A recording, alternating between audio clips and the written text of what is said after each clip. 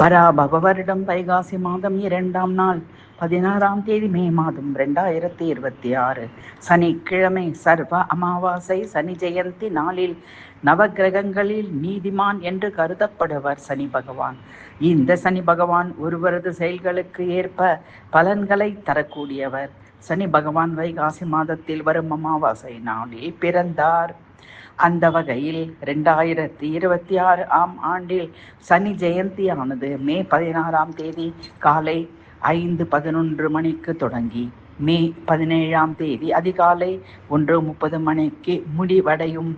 முக்கியமாக இந்த சனி ஜெயந்தி சனிக்கிழமை அன்று வருவது மிகவும் அரிதானது மற்றும் மிகவும் சிறப்பானதாகவும் கருதப்படுகிறது. சனி பகவானின் பிடியில் சிக்கி அவதிப்படுபவர்கள் இந்த சனி ஜெயந்தி நாளில் சனி பகவானை வழிபாடு செய்தால் ஓரளவு நிவாரணம் கிடைத்து சனி பகவானின் அருள் கிடைக்கும். அரசமரம் மற்றும் வன்னிமரம் ஆகிய இரண்டுமே சனி பகவானுடன் தொடர்புடையதாக கருதப்படுகிறது. சனி ஜெயந்தி அன்று இந்த மரங்களை வழிபடுவது நல்லது. ஜோதிடத்தின்படி இந்த சனி ஜெயந்தி நாளில் மனதின் காரணியாக கருதப்படும் சந்திரன் 2 முறை நிலையை மாற்ற உள்ளார்.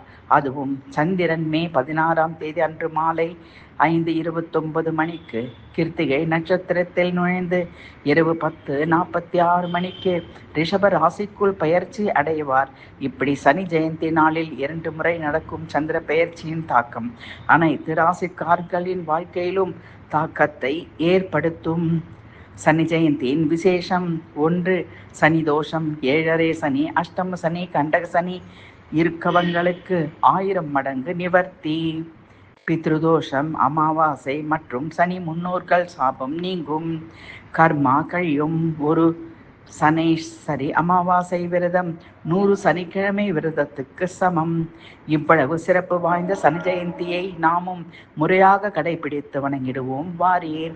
சனி பகவான் படத்திற்கு வன்னிமலை கருங்குவளை பூ மாலை சாற்றி எல் சாதம் வடை கருப்பு திராட்சை நைவேத்தியம் செய்து சனி பகவான் வாகனம் காகம் என்பதால் காக்கைக்கு சாதம் வைத்து வணங்கிடுவோம்.